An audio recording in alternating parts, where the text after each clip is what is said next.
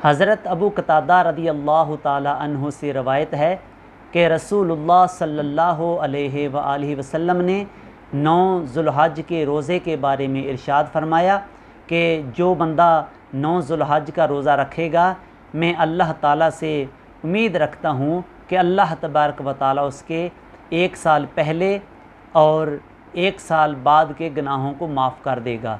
यानी उसका ये रोज़ा उसके 1 साल पहले के और 1 साल बाद के गुनाहों का कफ़ारा हो जाएगा।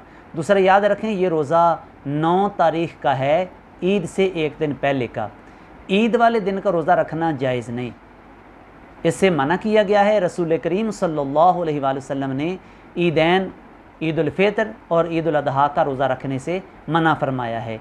तो इसलिए बाज़ लोग कह देते हैं ईद वाले दिन का हमारा रोज़ा है, ईद वाले दिन रोज़ा रखना ये जायज़ नहीं।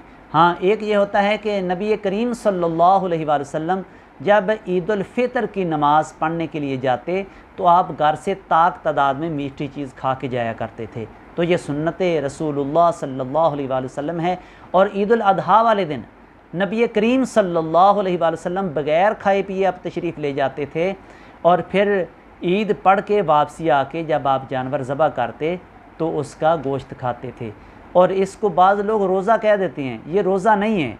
यानी सुबह से कुछ ना खाना और कुर्बानी करके कुर्बानी का गोश्त खाना ये रोज़ा नहीं है, इसे रोज़ा नहीं कहेंगे। रोज़ा होता है सहरी के टाइम से शुरू होता है और मगरब का टाइम जब होगा तो उस वक्त उसको इफ्तार किया जाएगा, वो रोज़ा होगा जो सारे दिन का है।